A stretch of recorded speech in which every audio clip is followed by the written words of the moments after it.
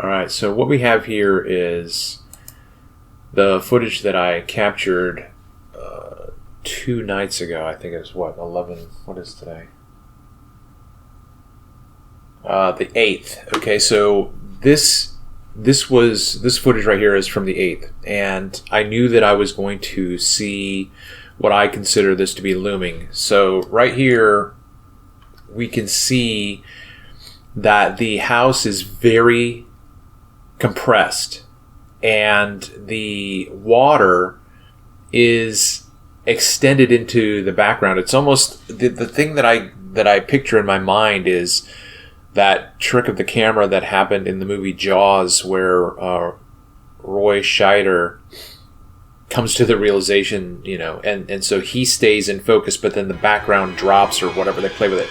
I guess my point is, I'm not a graphics designer, so I can't show this to you, but this is a landscape that is being dropped back into the background. All right, so what I'm going to do right now is walk through this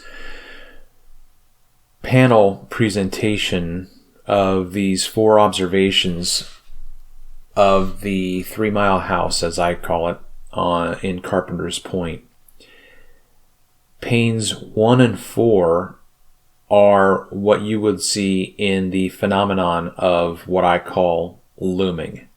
And that is that it raises the target higher and drops it into the background and compresses it, and there is high activity in the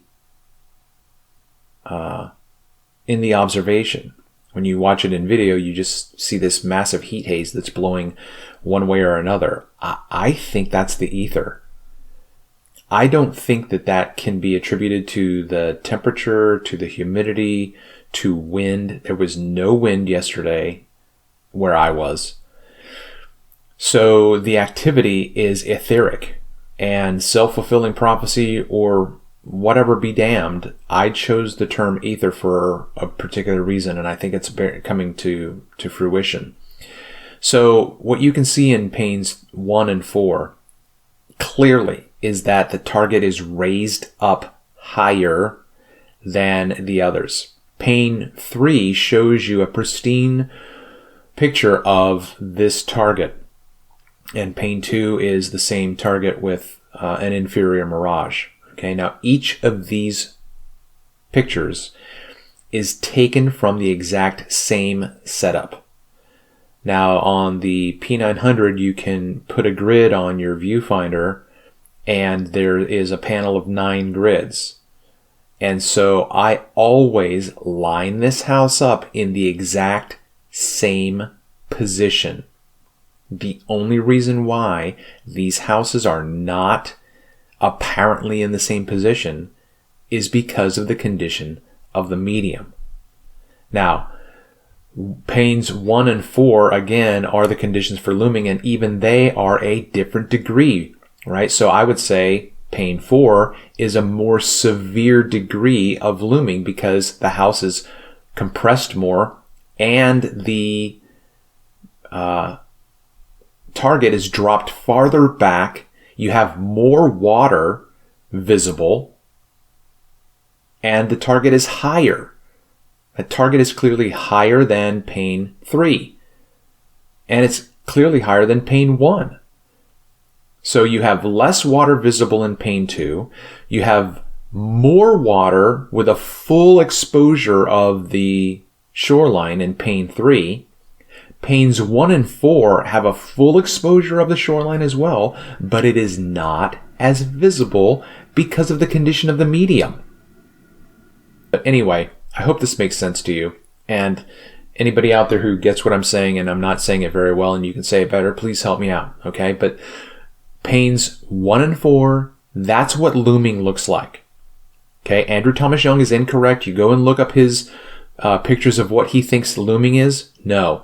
Looming for him it's incorrect. All right, so what I'm going to do right now is just walk through this stock photo that Andrew Thomas Young has on his website for what he considers to be looming. So all three of these images are the same target. And I'm guessing because all he does is give you a link and shows you, like, which of these is looming for him. Unless he's trying to show you that they are all looming. I don't get it. So it's not very well documented. But if you go to his webpage on looming, this is a link for looming. So we have no control image. I would say, based on the fact that it appears as though the top image has more water. You can see the buoy, and it looks to me as if there is more water behind the buoy in the top image. And you can clearly see that the horizon has compressed images of the landscape that's out there. So I wouldn't have a problem with calling that looming. Okay, because you have compression and you have an extension of the target into the distance. The middle image, is that the control? I don't know. And then the bottom image, I think the bottom image is an inferior mirage, probably with at least 3 inversions or 3 images. The top image is going to be the physical erect image, and then in the middle is going to be the inverted inferior mirage, and then you're going to have it reverted down below and actually magnified, so that you can actually see the band to the left of the center photo. You've got that broad space. You can see the difference in the sky tone there. That's the aether band. Okay, that is the activity where the phenomenon is happening. So the apparent position of the water is not actual. That is created by the phenomenon. All right, so what I've done right here is just overlaid the 2 images, and I'm going to beg your pardon and ask for your patience just to visualize this with me. I've overlaid these 2 images and shifted the one to the right so that you can see, well, I shifted it to the right and up. And so in the lighter orange, you can see just at the top of the horizon, the compressed land. Then to the left, in the background image with burnt orange, you can see the miraged image that drops it below. So that's an inferior mirage. Okay, so what that means is that the angular size of the inferior mirage represents the same distance of water that is behind it. Okay? So the inferior mirage, where it meets the water, that's not where the water physically stops. That's where the mirage cuts the water off. So that the orange image to the right shows you the water extending into the distance to the far island. That's the same island. In the one, you have no inferior mirage, so you see the water going all the way to the island, and every part of the island is there. If there's a beach there, if that's a beach, and someone's walking their dog, you can't see them because of how compressed it is. Okay? So, the image of the inferior mirage is along the x-axis. It's not a vertical image. It extends into the distance like a shadow does.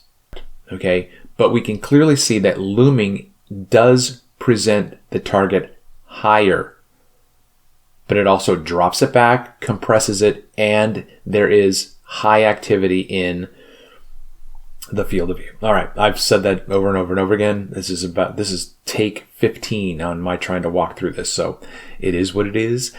Love me. Just love me.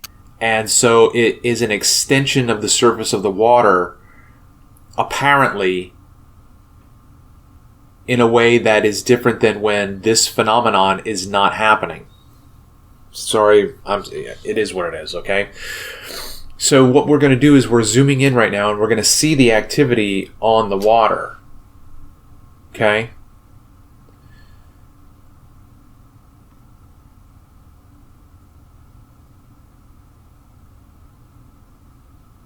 There's the red roof house, and it's very, very small, very compressed. Normally its angular size is bigger. All right, so I'm going to zoom in and you're going to see the activity on the water. Okay, so this activity is what was happening on the 8th.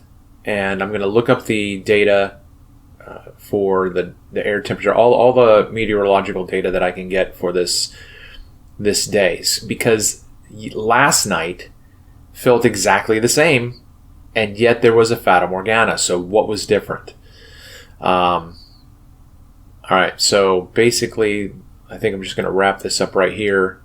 We see the compression of the house. The house is very tight.